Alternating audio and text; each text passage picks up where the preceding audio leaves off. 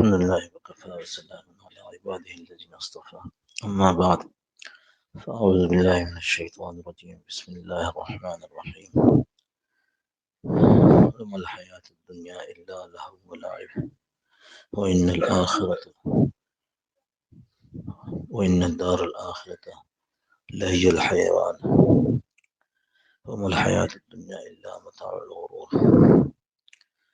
صدق الله مولانا العظيم وصدق رسوله النبي الكريم ونحن على ذلك لمن الشاهدين والشاكرين والحمد لله رب العالمين.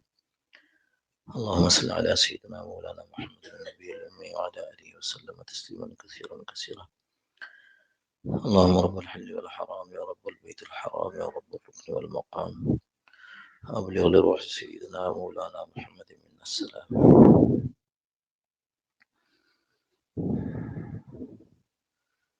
اللہ جل جلالہ نے والے نے اس کائنات میں طرح طرح کی مخلوقات پیدا فرمائی ہے. زمین آسمان پہاڑ دریا سمندر جنگلات باغات پھل پھول سبزیاں سب اللہ کی مخلوقات ہیں. انہی کی طرح اللہ نے جانداروں کو پیدا کیا، کچھ ہواؤں میں رہنے والے، کچھ زمین کے نیچے رہنے والے، کچھ زمین کے اوپر رہنے والے.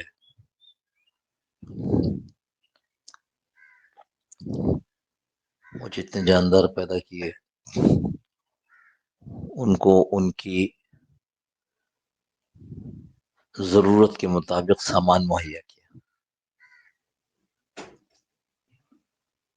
یہ جو بعض جانوروں کو ان کی ضرورت کے لیے پنجے دیے، پنجے اپنے دشمنوں سے مقابلہ کرتے ہیں. بعضوں کو ان کی ضرورت کے مطابق چونچ دیے، اس چونچ سے بہت سے کام کرتے ہیں. ہر جاندار کو اللہ پاک نے ایسی کھال دی ہے جس کے اوپر بال ہیں، پر ہیں، تاکہ سردی گرمی سے ان کا بچاؤ ہو سکے.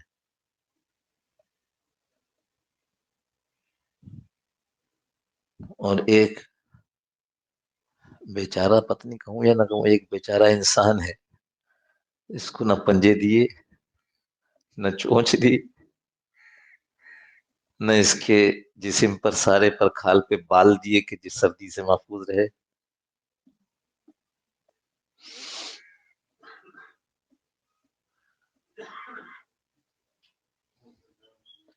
اللہ کی شان ہے. لیکن اس بندے کو، جس انسان کو اللہ نے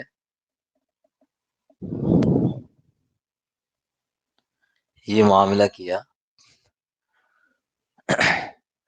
کہ اس کو ایسی کچھ چیزیں نہیں دیں مگر اس کو اللہ پاک نے عقل عطا فرما دی. اب وہ اس عقل سے کام لے کر جو جانور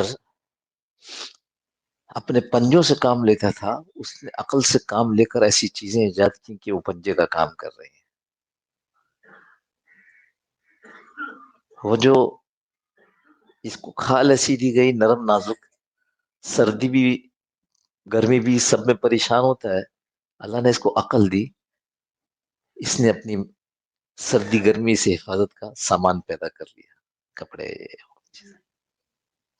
گھر بنا لیا حفاظت کے لیے.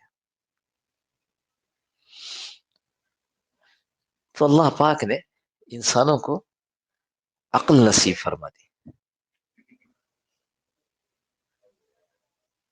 اب اس عقل کو سامنے رکھ کر یہ کام کرتا ہے.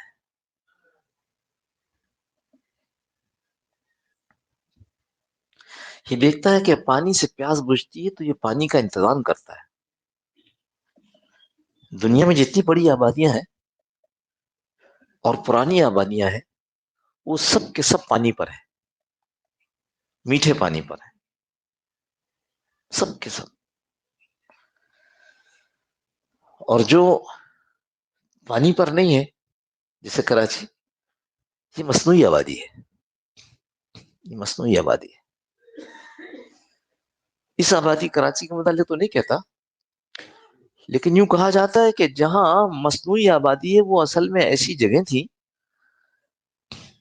جہاں آبادی والوں نے کسی کو جلا وطن کر دیا کسی جرم میں، وہاں جا کر آباد ہو گیا، تو مصنوعی آبادی اس نے بنائی. کہیں دور دراز سے پانی لے کر کے آیا، مصنوعی آبادی بنائی، پھر اس کی اولادیں، پھر اس کی اولادیں، تو وہ بھی آبادی بن گئی. لیکن مصنوعی فطری آبادیاں، دجلہ، فرات، اباسین، اس نے دیکھا عقل سے کہ پانی ضروری ہے، تو پانی پر آبادی بنائی. کیوں؟ اس نے کہا پانی سے پیاس بجھتی ہے. ایسے ہی اور ساری چیزوں کے متعلق سوچ رہا. اس نے دیکھا کہ اسلحے سے حفاظت تو یہ تو ہوتی ہے، اس نے اسلحہ بنایا، کیونکہ اس کو اللہ نے پنجے نہیں دیے تھے، سینگیں نہیں دی تھی. تو عقل کے اعتبار سے تو صحیح کیا، لیکن عقل، جہاں عقل کی ساری پہنچ اونچی ہو کر ختم ہوتی ہے، وہاں سے وحی کی روشنی شروع ہوتی ہے. جو لوگ صرف عقل پر چلتے ہیں وہ بہت بری ٹھوکر کھاتے ہیں. بچپن میں بھی کیونکہ عقل تھوڑی ہوتی ہے، جوانی میں بھی کیونکہ عقل جوش سے مغلوب ہوتی، بڑھاپے میں بھی کہ ساری زندگی کا نچوڑ وہ سمجھتے ہیں یہی میری عقل ہے، اور جو اس سب سے بچ جاتے ہیں وہ موت کے وقت ٹھوکر کھا جاتے ہیں. جو صرف عقل کی روشنی میں چلے گا مارا جائے گا، اور جو اپنی عقل کو وحی کی روشنی میں استعمال کرے گا وہ مزے میں رہے گا. دنیا بھی اس کے ہاتھ میں اور آخرت بھی اس کے ہاتھ میں. اللہ کے نبی صلی اللہ تعالی وسلم وحی کا منبع تھے ہمارے لیے. جو وحی اترتی آپ پر، آپ آگے اس وحی کو تقسیم کرتے. کیا فرمایا تمہارے رب نے؟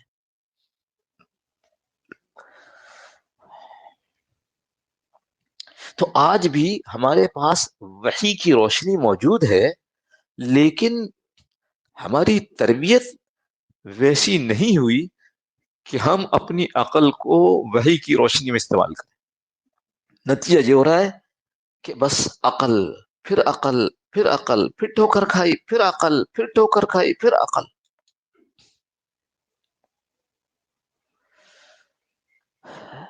اتنا بڑا حادثہ ہو گیا کہ قیامت قائم ہو گئی. گھروں میں بیچارے بیٹھے ہوئے تھے، ایک دم سے اچانک بمباری شروع ہو گئی. ماں باپ، اولاد، پوتا پوتی، بیٹے بیٹی، بوڑھے جوان، بچے، سب، بڑی عمارت، چھوٹا گھر، سب زمین پر. میں کہتا ہوں ایسی قیامت کہ جو بڑی والی قیامت ہوگی نا، اس سے زیادہ یعنی پریشان کرنے والی کہ ماں نے اپنے زخمی بچے کو ہاتھ میں اٹھایا ہوا ہے کہ ماں بچ گئی ہے. اس ماں کے لیے کیا بڑی قیامت ہوگی کہ اس کا چھوٹا بچہ اس کے ہاتھوں میں دم توڑ دے. اب سارے عقل کے مارے تلاش کریں کیا کیا جائے، سارے عقل کے مارے، مسلمان بھی اور غیر مسلمان بھی، کیا کیا جائے. لہذا کوئی اسلحے والوں کو پکار رہا ہے، کوئی دنیا کی بڑی طاقتوں کو پکار رہا ہے، کوئی مال سے مسئلے حل ہوں گے لہذا مال بھیج رہا ہے، سب کچھ کر رہے ہیں. یہ برا نہیں ہے، اسلحے سبب ہے، اسلحہ استعمال کرنا چاہیے، مال بھیجنا چاہیے، مدد کرنی چاہیے، بالکل کرنی چاہیے، یہ منع نہیں ہے. لیکن وحی کی روشنی میں وحی کیا کہتی ہے ایسے موقع پر؟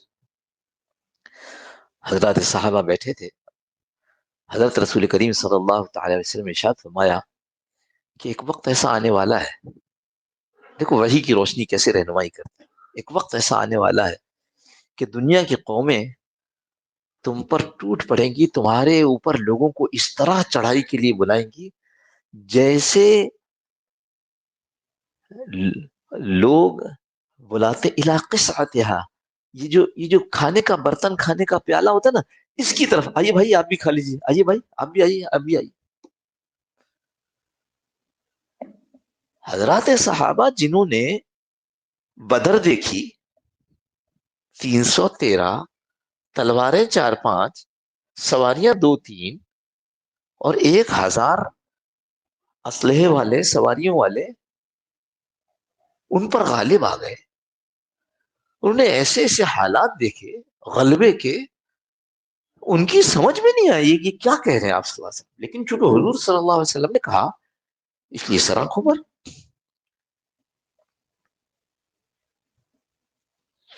میں نے پہلے بھی عرض کیا کہ حضرات صحابہ کی سوال کی عادت نہیں تھی، بلکہ عادت نہ کہیں، ہم کہیں سوال کی جرأت نہیں تھی ادب کی وجہ سے. جو اللہ کے رسول صلی اللہ علیہ وسلم نے فرما دیا بس خاموشی سن لیا. تو بعض صحابہ کہتے تھے کہ ہم انتظار کرتے تھے کہ کوئی بدو، کوئی دیہاتی آ جائے جس کو یہ ادب آداب نہیں آتے، تو جب وہ رسول اللہ صلی اللہ علیہ وسلم کی بات سنتا تو فوراً سوال کر دیتا. تو اب یہ بات سمجھ میں نہیں آ رہی ہے کہ دنیا، ہم تو تھوڑے سے ہیں تو ہم دنیا پر غالب ہوئے ہیں. ہم ایسا کیسے ہوگا کہ دنیا کی قومیں ہم پر آ کر کے ٹوٹ پڑے، اور ان کی ہمت کیسے ہوگی اتنی؟ تو سوال کر لیا کسی نے. اور میں نے پہلے بھی یہ باتیں عرض کرتا رہتا ہوں، لیکن یاد دہانی کے طور پر کہہ دیتا ہوں کہ جب کبھی کوئی عجیب بات ہوتی ہے نا کسی صحابی کی طرف سے، تو راوی، روایت کرنے والا صحابی کا نام نقل نہیں کرتا تھا. تو یہاں کیا کہا؟ قال قائل، ایک کہنے والے نے یہ کہا، کیونکہ صحابہ کی عادت نہیں تھی آپ کے سامنے سوال کرنے. ایک کہنے والے نے کہا، یعنی یوں سمجھو اردو میں ہم کہیں کسی نے پوچھ لیا، وَمِن قِلَّةٍ نَحْنُ يَوْمَئِذٍ، کیا ہم اس دن بہت قلیل تھوڑے ہوں گے؟ کیسے ہمارے اوپر اس طرح کا ہوگا معاملہ؟ آپ صلی اللہ علیہ وسلم نے ارشاد فرمایا، بل انتم کثیر، بل انتم کثیر ولکنکم غصاء غصاء السیل. تم اس دن بہت ہو گئے. اتنے بیٹھے ہیں سامنے، صحابہ بیٹھے ہیں، بہت ہو گئے، لیکن تم کا غصہ ایسے جیسے جھاگ، سیلاب والا جھاگ کا غصہ سیل. سیلاب کے اوپر جب جھاگ ہوتا ہے نا، آپ نے تو نہیں دیکھا ہوگا لیکن آپ نے بلبلے تو دیکھے نا، تو ایسی بہت سارے جھاگ بنا ہوا ہوتا ہے. اور سیلاب کے سامنے تو بڑی بڑی عمارتیں وہ بہا کے لے جاتا ہے، بڑے پہاڑوں کے اندر سے راستہ بنا دیتا ہے، آبادیاں ختم کر دیتا ہے. تو جھاگ کی کیا حیثیت؟ جدھر پانی بہے اس طرف چلنا شروع کرتا ہے، پھر پانی ادھر مڑ گیا تو ادھر مڑ جاتا ہے، ہوا چلے تو تھوڑا سا آگے پیچھے ہو جاتا ہے. اپنی اس کی کوئی حیثیت نہیں ہے، روک رکاوٹ نہیں ہے اس کے اندر. تو تم ہوگے تو بہت، لیکن ہوگے سیلاب کے جھاگ کی طرح. ہے نا ہم ایسے، جدھر ہوا چلا رہی ہے ہم چل رہے ہیں. ہم سے کہا جاتا ہے یوں کر لو، اچھا اب بجلی بڑھا دو، جب بجلی کی قیمت، اب یوں کر دو، یہ کر دو، اب یہ ٹیکس یوں کر دو، ٹیکس. ہمارا نفع کس میں ہے؟ ہماری قوم کا نفع کس میں ہے؟ سیلاب کا جھاگ کا غصہ سیل.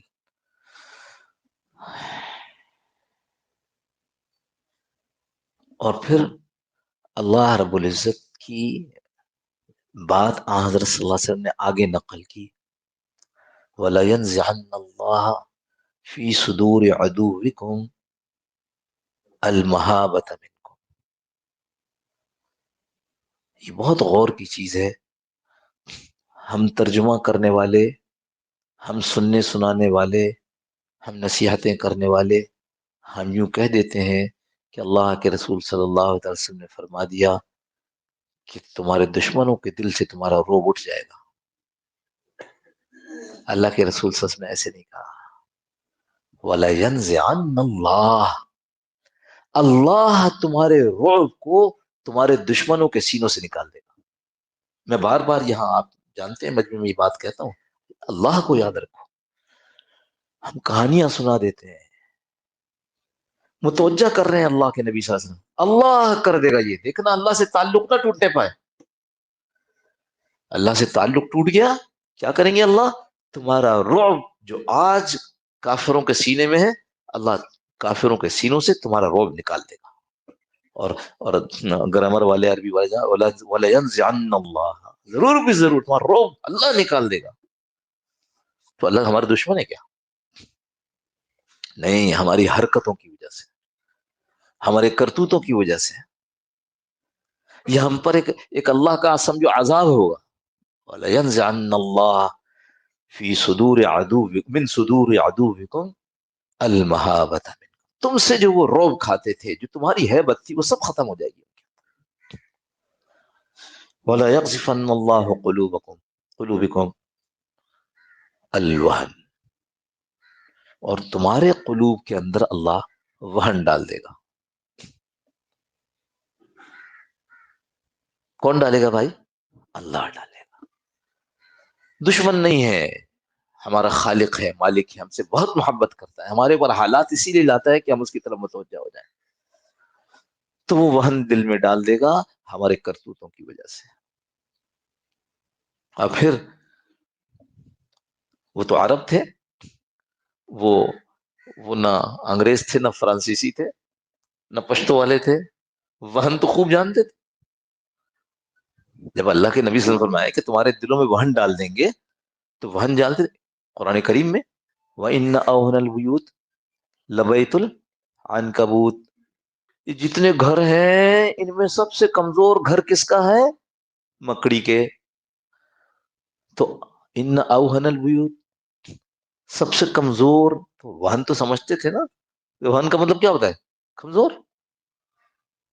تمہارے دل میں کمزوری ڈال دے گا. وہ زکریا علیہ السلام کا جہاں ذکر کیا قرآن کریم میں، قال ربی انی وہن العظم منی واشتعل الرأس شیبا، اللہ میری تو ہڈیاں کمزور ہو گئیں.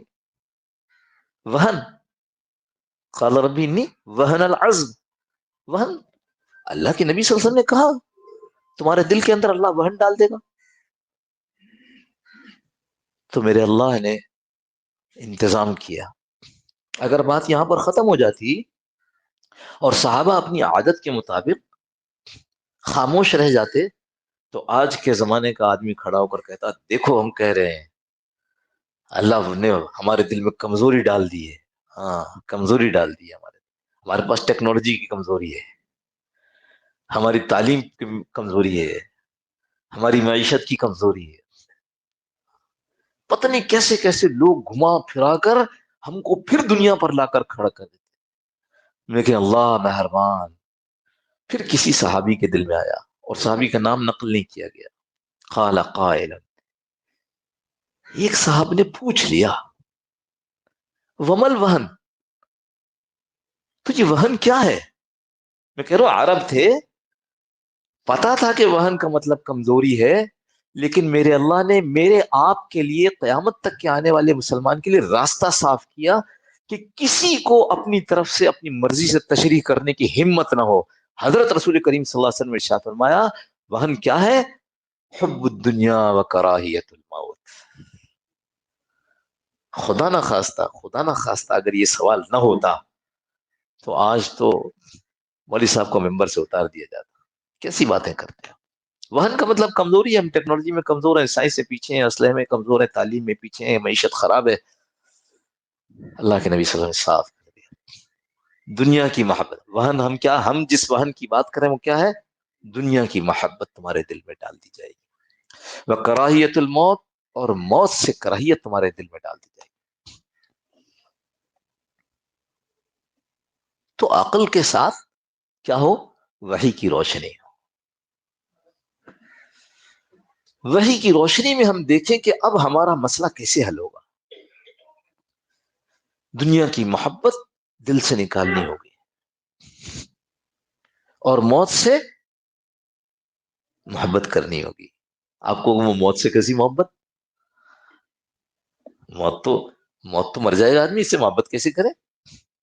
فرمایا موت موت تو پل ہے، پل محبوب کو دوست سے ملاتی ہے، اللہ کے پیارے بندوں کو اللہ سے ملاتی ہے. تو جو اللہ کی محبت کا شوقین ہے وہ موت کا شوقین نہیں ہوگا؟ جو چاہتا ہے کہ میں اپنے رب سے، اپنے محبوب سے ملاقات کروں. ہاں مجھے بتاؤ بھائی، اللہ کا مہمان خانہ جنت ہے نا، تو جنت میں جائیں گے تو مرے بغیر کیسے جائیں گے؟ مرے بغیر کیسے جائیں گے بھائی؟ تو اب کا کام یہ ہے، دنیا کی محبت نہیں. اس دنیا نے تو ہمیں جنت سے روک رکھا ہے. یہی دنیا تو ہمیں بہلا رہی ہے، پھسلا رہی ہے، بہکا رہی ہے. تو لہذا وحی کی روشنی میں عقل نے یہ فیصلہ کیا کہ اب ہمیں اپنی زندگی کو تبدیل کرنا ہوگا.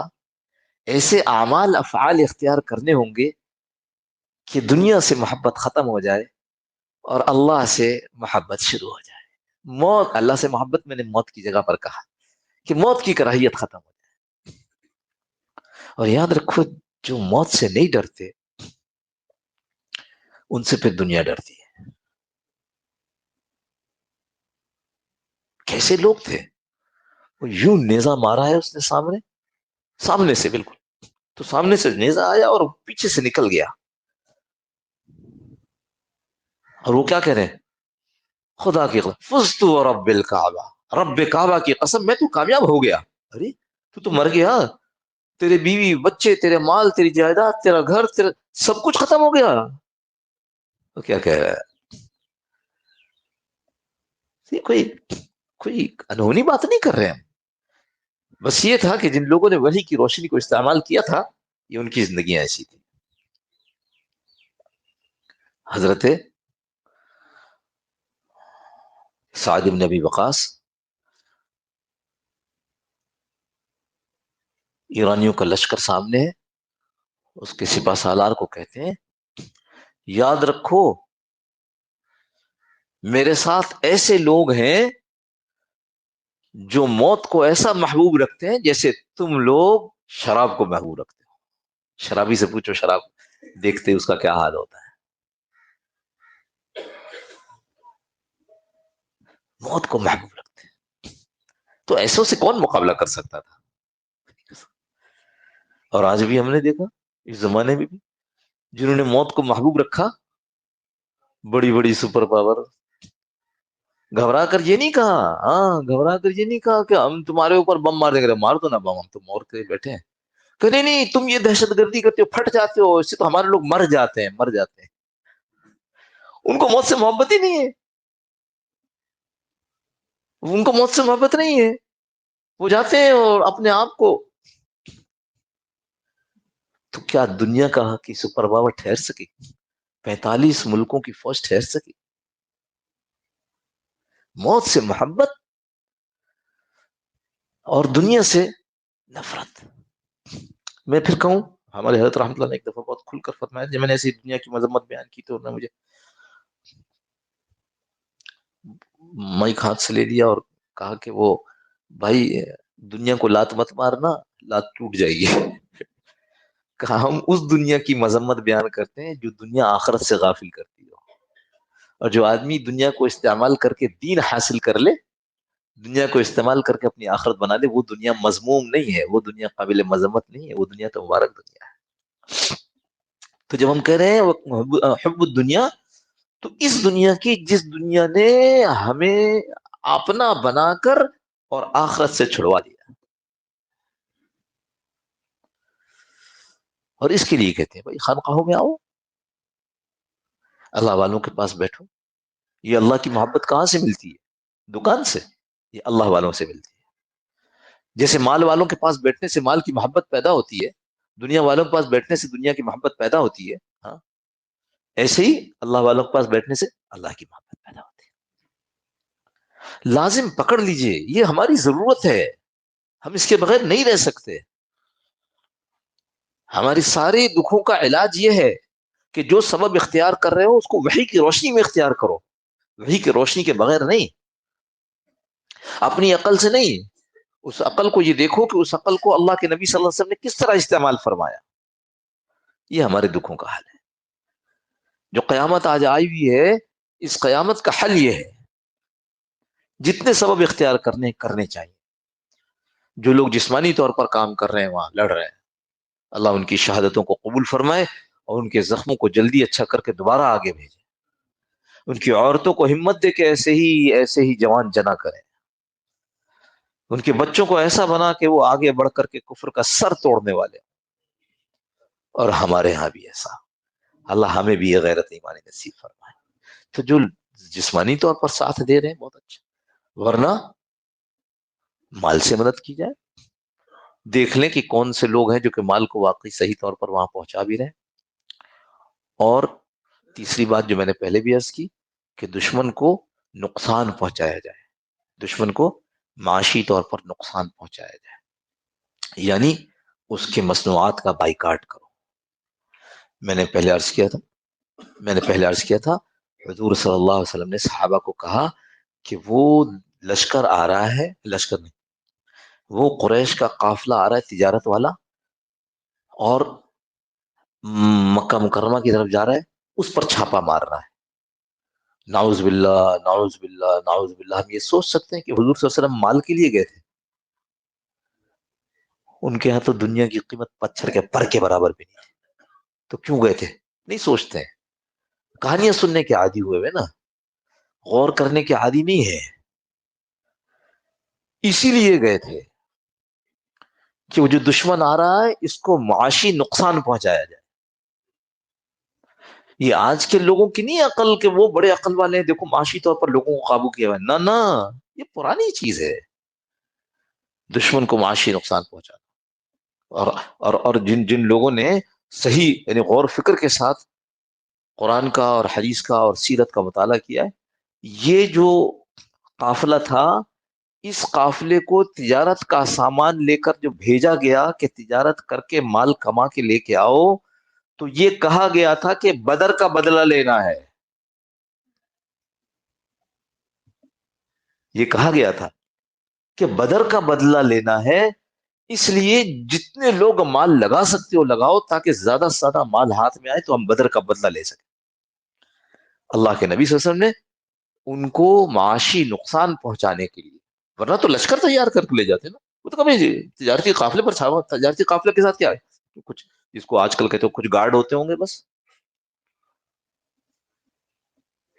وہ تو اللہ کی شان ہوئی کہ وہ ابو سفیان جو ہے انہوں نے دیکھ لیا کہ یہاں سے کوئی قافلی کوئی گزرا ہے، کون گزرا ہے؟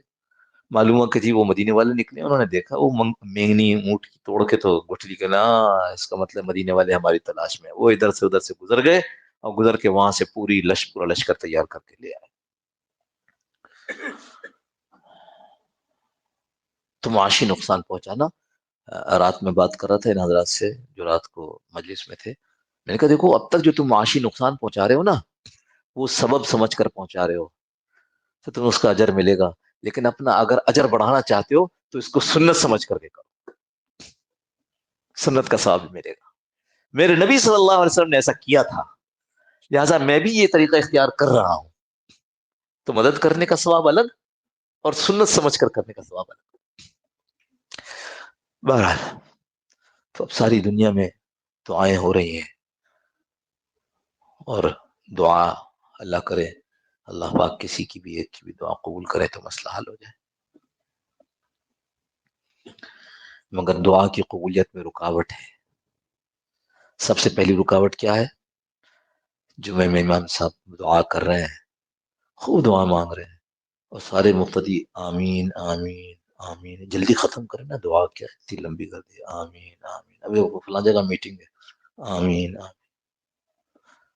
ارے بھائی، اللہ تعالیٰ غافل دل کی دعا قبول نہیں کرتے، تو ہزاروں کی مسجد کے اندر دو چار دل سے دعا کر رہے ہیں، باقی پورا مجمع کٹ گیا، اس کی دعا ایک طرف۔ میں کہہ رہا ہوں پوری امت دعا کر رہی ہے، لیکن کتنا بڑا طبقہ کٹ گیا، اس کی دعا تو ایک طرف ہو گئی نا، اس کو تو دعا میں شامل ہی نہیں ہوئی، وہ تو غافل دل کی دعا تھی۔ دوسرا طبقہ کٹا کون؟ جس نے اپنے مال کی حفاظت نہیں کی، حرام مال اس میں ملتا رہا، وہی کھاتا رہا، وہی پیتا رہا، وہی پہنتا رہا، اسی کو استعمال کرتا رہا، اب اس کی دعا قبول نہیں ہے۔ ہاں، اب اس کی دعا قبول نہیں ہے۔ بتاؤ کتنا بڑا طبقہ کٹ گیا۔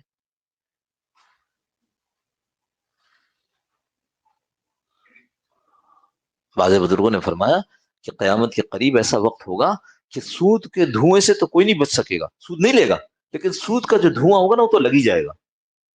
لگ رہا ہے؟ یہ ہمارے دشمنوں نے ہم قانون بنوایا ہے، قانون، پہلے پاکستان میں نہیں تھا یہ قانون۔ 5,000 روپے سے زیادہ، میں کچھ عرصہ پہلے کی بات کر رہا ہوں، ابھی آج کل کا نہیں پتا کتنا ہے، 5,000 روپے سے زیادہ جو اپنے ملازم کو تنخواہ دے گا وہ بینک کے ذریعے دے گا، چیک سے دے گا۔ یعنی اس بیچارے ہاتھوں کی کمائی کرنے والے نیک آدمی کا پیسہ بھی کہاں سے؟ سود سے دھواں لگا کر اس کو ملے گا، ان ہاتھوں کے ذریعے ملے گا جو سارا دن سود کا کام کرتے ہیں، ان کے قلم اور ان کے کاغذ کے ذریعے، ان کی تجوری کے ذریعے ملے گا جن کے ہاتھ سود رکھا جاتا ہے۔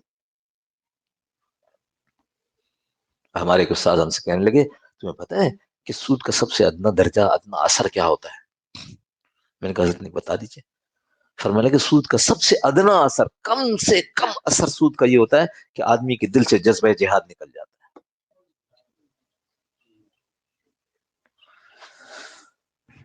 تو ایک تو بیچارے غفلت کی دعا والے چلے گئے، دوسرے ہمارے جیسے جن کے مال کے جو ہے پتہ نہیں حلال حرام کا کوئی اعتبار ہی نہیں ہو رہا، وہ بھی نکل گئے۔ اور تیسری ایک بہت بڑی تعداد جو نکل گئی، حضور صلی اللہ تعالی وسلم گھر میں اپنے حجرے میں تشریف لائے تو حضرت عائشہ بی بی نے دیکھا، بی بی نے دیکھتے ہی سمجھ لیا کوئی بہت خاص بات ہے، چہرے کا رنگ بتا رہا ہے، ہاں چہرے کا جو اثر ہوتا ہے وہ بتا رہا ہے کہ کوئی بہت خاص بات ہے۔ اور واقعی رسول اللہ صلی اللہ علیہ وسلم نے کسی سے کوئی بات نہیں کی، بس وضو کیا اور سیدھا مسجد میں چلے گئے۔ جو لوگ عمرے پر گئے ہوں گے انہوں نے دیکھا ہوگا رسول اللہ صلی اللہ علیہ وسلم کا روضہ مبارک جو ہے جہاں آپ مدفون ہے وہی حضرت عائشہ کا گھر تھا، اور حضرت عائشہ کی دیوار ختم ہوئی اور کیا شروع ہو گیا؟ ریاض الجنہ مسجد، اور مسجد میں سب سے قریب کیا ہوا؟ وہ پرانا والا ممبر اور محراب نبی صلی اللہ علیہ وسلم، تو بہت قریب ہے۔ حضرت عائشہ رضی اللہ فرماتی ہیں کہ میں سمجھ گئی کوئی خاص بات ہے، تو کیا بات ہے؟ تو میں حجرے کی دیوار سے لگ کر کھڑی ہو گئی، سوچو سنو تو سر کیا بات، کیا ہوا کیا ہے؟ آپ صلی اللہ علیہ وسلم ممبر پر تشریف فرما ہوئے، اور وہ مشہور حدیث، لوگوں امر بالمعروف اور نہی عن المنکر کرتے رہو، کہیں ایسا نہ ہو کہ وہ وقت آ جائے کہ تم اللہ سے سوال کرو، تمہارا سوال پورا نہ کیا جائے، تم دعائیں مانگو تمہاری دعائیں قبول نہ کی جائیں، تم اللہ سے مدد چاہو اللہ تمہاری مدد نہ کرے۔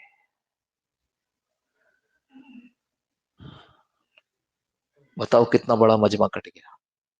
اس وقت ہر آدمی صلح کل، وہ فلاں گڑبڑ کر، ارے کرنے دو یار، ہمیں اس سے کوئی واسطہ نہیں ہے، ہم تو نہیں کر رہے نا۔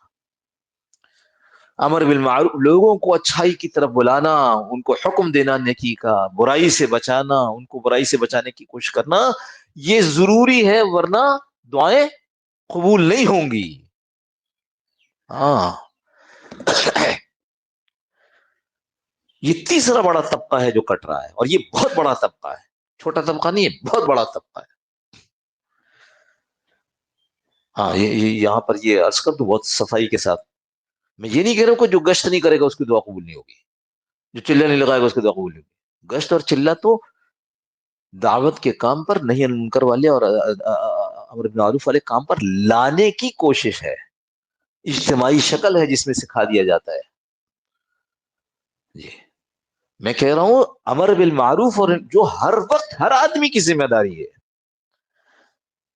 شادی بیاہ میں جا رہے ہیں، گانے بج رہے ہیں، اور تصویریں کھنچ رہی ہیں، اور ہم بیٹھے ہوئے اس لیے کہ کھانا بڑا شاندار ہے، وہ کھانا کھا کے جائیں گے۔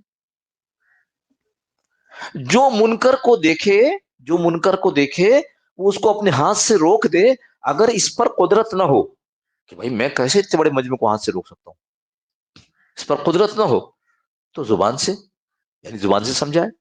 اور یہ دیکھ رہے ہیں کہ زبان سے ابھی کہاں سمجھیں گے یہ لوگ، یہ تو اپنی مستی میں لگے ہوئے.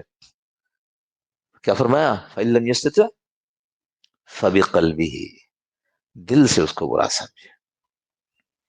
اور آگے جملہ ارشاد فرما دیا وَذَلِكَ أَضْعَفُ الْإِيمَانِ، یہ ایمان کا سب سے کمزور درجہ ہے. اگر دل میں بھی برا غم نہیں پیدا ہوا تو سمجھو ایمان نہیں ہے.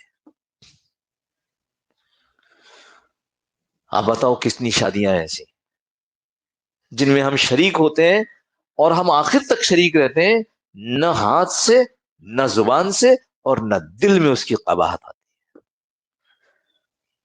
جو کھانا ہے اطمینان سے پورا کھا کر ڈٹ کر مبارکباد دے کر جا رہے ہو، دعا کیسے قبول ہوگی؟ ابو دردہ رضی اللہ عنہ کی جو روایت ہے، یعنی ابو دردہ رضی اللہ عنہ نے جو فرمایا وہ یہ کہ تم امر بالمعروف نہی عن المنکر کرتے رہو، ورنہ تمہارے یعنی تم دعا کرو گے، تم مدد چاہو گے اللہ سے اور تمہاری مدد نہیں کی جائے گی، تم سوال کرو گے تمہارا سوال پورا نہیں کیا جائے گا، اور تمہارے نیک لوگ دعائیں کریں گے اور اللہ ان کی دعا کو قبول نہیں کرے گا. بیت اللہ کا پردہ پکڑ کر لوگ رو رو کر دعا مانگ رہے ہیں. تو اس لیے یہ بات عرض کرنی ضروری تھی کہ اپنے اندر ہمت حوصلہ پیدا فرمائے، اپنی اصلاح کی بھی کوشش کرے اور اپنے ساتھ والوں کی بھی، جس پر آپ کا جتنا قابو ہے، آپ کے بچے، آپ کے گھر والے، آپ کے رشتے دار جو آپ کے سے ماتحت ہوں یا آپ سے مشورے کرتے ہوں، آپ کو اپنا بڑا سمجھتے ہیں، ان پر ذرا ہاتھ سے روکنے کی، پڑوس والے، محلے والے، شہر والے زبان سے کہنے کی. اور جن تک ہم نہیں، ہمارا کوئی بس نہیں چلتا، کوئی بس نہیں چلتا، نہ پاسپورٹ ہے نہ ویزا ہے کہ ہم ان کو جا کر بتا سکیں، نہ مال ہے کہ ہم ٹکٹ خرید سکیں، کوئی بس، تو وہاں کے حالات کو دیکھ کر دل تو کم از کم غمگین ہو جائے. لیکن اللہ معاف فرمائے تینوں کام نہیں ہو رہے، جس کی وجہ سے ہماری دعاؤں کی قبولیت رکی ہوئی. ترمذی شریف میں بھی اور ابو داؤد شریف میں بھی امر بالمعروف اور نہی عن المنکر کو لازم پکڑ لو، ورنہ وہ وقت آ جائے گا کہ اللہ پاک تمہارے اوپر ایسی قوم کو مسلط کر دیں گے جو دنیا میں سب سے بدتر قوم ہوگی، اور پھر تمہارے نیک لوگ اللہ سے دعائیں کریں گے، مدد چاہیں گے، ان کی دعا قبول نہیں کی جائے گی. اس لیے بھائیو، ایک تو بات آپ سے عرض کی کہ اللہ والوں کی خدمت میں کوئی بھی آ کر دین کی بات کرتا ہے، یہاں بھائی آ جاؤ، سنو، کوشش کرو، اللہ کی طرف رجوع کرو گے انشاءاللہ تو اللہ پاک ہر آنے والے، ہر بات کرنے والے کے منہ سے وہ بات نکال دے گا جو ہماری ضرورت ہے.